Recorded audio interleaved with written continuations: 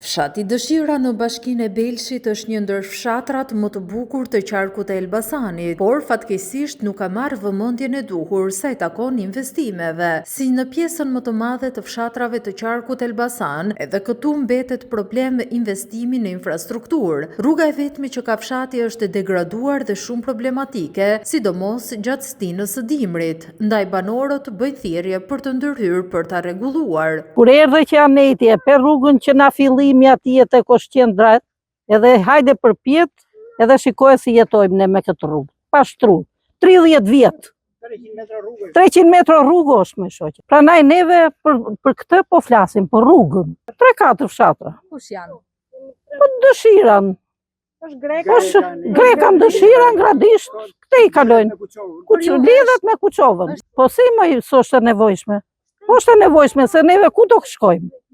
Me këtë rrugë jemi rritur dhe me këtë rrugë po rritemi akoma. Problemi kryesor është rruga një. Që nga qendra deri këtu distanca 300 metra është. Si dimër, si behar, atë të llogaçe ai rruga. Do ve fëmijët mjes bie shi, ato do shkojnë të lagur, do shkojnë të këpucës me balë në shkollë. Neve dalim pim në kafe atje në qendër, pim në kafe, kur kthehemi në darkët neve i bjem gardhët me kokë se nuk shohin, është errë. S'ka ndriçim.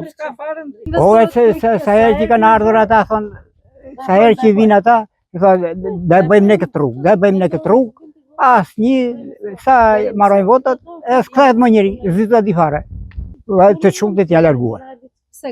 Rinia ka ikur jashtë gjithë, se s'ka fitim këtu. Se bën jetë më të lumtur, ne më të mirë në jashtë se sa këtu. Nga e pretimet shumë të zgënjur. Shumë se ata që thonë nuk e bëjnë. Si rregullon me të gënjur thotë? Me të gënjur gjë sa duhet sa më, por rruga nuk ishte rregulluar.